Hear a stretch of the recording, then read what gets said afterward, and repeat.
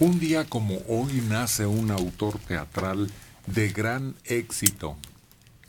Nace en 1622, ya 396 años, y sin embargo sus obras se siguen representando. Jean-Baptiste Poquelin, llamado Molière, nace en París, considerado el padre de la comedia francesa. Sigue siendo el autor más interpretado, despiadado con la pedantería de los falsos sabios, la mentira de los médicos ignorantes, la pretenciosidad de los burgueses enriquecidos, etc. Molière exalta la juventud a la que quiere liberar de restricciones absurdas, y algunos de sus éxitos: Tartufo, El misántropo, Médico a palos, El avaro, El burgués gentilhombre, Las mujeres sabias, El enfermo imaginario, siguen todavía por ahí rondando. Eso que dijiste de que odiaba a los médicos, dicen que una vez estaba enfermo y llega el médico a verlo y le dice: su señora, ya llegó el médico, dile que no puedo recibirlo porque estoy enfermo, que cuando yo mejore con mucho gusto lo voy a ir a buscar.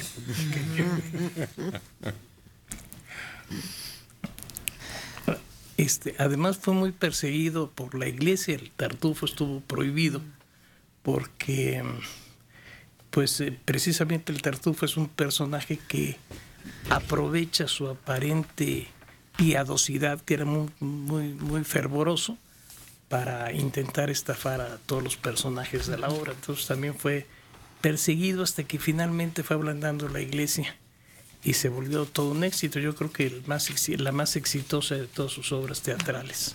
El famosísimo Tartufo. Mentiroso. Y pasa al lenguaje común y corriente. O sea, decirle a alguien es un tartufo es un intrigante, un mentiroso, un embustero, individuo nefasto, ¿no? Encontramos alrededor siempre ejemplos, porque sigue la humanidad padeciendo los mismos señalamientos, igual que Shakespeare o que el autor de Don Quijote. Son clásicos de la literatura que nos mostraron, o la tragedia griega, por ejemplo, también, ¿no?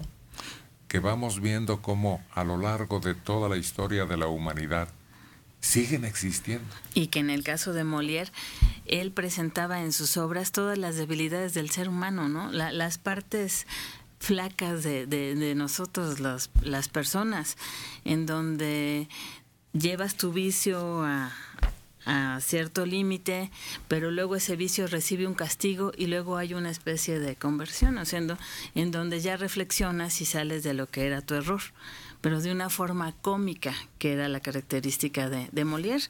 Y en el caso del avaro, era una obra que año con año ponía en escena este hombre, Rafael Inclán. Era ya así como que su clásico de cada año el representar esta obra. Increíble, ¿no? Porque su personaje siempre estaba basado en su origen, piteño, pero de corazón. Y dicen que es descendiente de aquel de apellido similar que hizo uno de los villanos más destacados del cine nacional. Miguel Inclán, de los malvados. Aula digital. Molière no era tan original. Era un vil plagiario. Por ejemplo, la obra El avaro es casi un copy-paste de La olla de oro de Plauto. Bueno, en la literatura siempre ha habido esa coincidencia o ese plagio. En la literatura universal, hasta cierto año se empezó, tanto en ese terreno como en el musical, a elaborar leyes que protegieran. Pero además dicen que solo hay 5 argumentos que se repiten una y otra vez, cambiando personajes, desenlaces, pero solo hay 5 argumentos. Y eso es lo valioso de este hombre. Lo popularizó. Los ricos iban a ver cómo se burlaban de ellos. Los religiosos iban a ver cómo se burlaban de ellos. Pero el populacho se divertía con todos. Las preciosas ridículas, era sensacional. No, la contribución al teatro de este hombre, bueno, creo que no hay estudiante de teatro que no pase por ahí. ¿Cuál es su Todos, prácticamente todos los grandes autores eran grandes traductores del griego y del latín. Y ellos ya ponían su estilo. Y eso era lo maravilloso. Hay 2 tipos de escritores. Los que lee uno por lo que dicen y los que lee uno por cómo lo dicen, que eso es lo importante. Pero además Voltaire es el único caso que plagia una frase posterior. Es decir, él plagia una frase que nunca se había dicho. La famosa frase de podré no estar de acuerdo con lo que piensas, pero defenderé con mi vida tu derecho a decirlo, se le atribuye a Voltaire. Sin embargo, no es de Voltaire, es de una biógrafa de Voltaire del siglo XX, que por primera vez lo dice en una de sus obras y se lo atribuyen a Voltaire. De modo que plagió una frase dicha posteriormente. Aquí en México, acuérdate cuántas veces nos han reclamado la frase de Benito Juárez. Uno que estaba aquí con ustedes, Jacobo Moret, decía que era de Benjamín Constant. Esta frase que él solo le agrega entre los hombres como entre las naciones. Uno se le atribuye la frase a Benjamín Constant, Jacobo Moret, y otros a Kant, pero también no era de don Benito. Aquí hay una frase terrible y que es de un literato veracruzano que se volvió muy célebre y que sigue teniendo aplicación. Más vale morir de pie que No, vivir. la otra.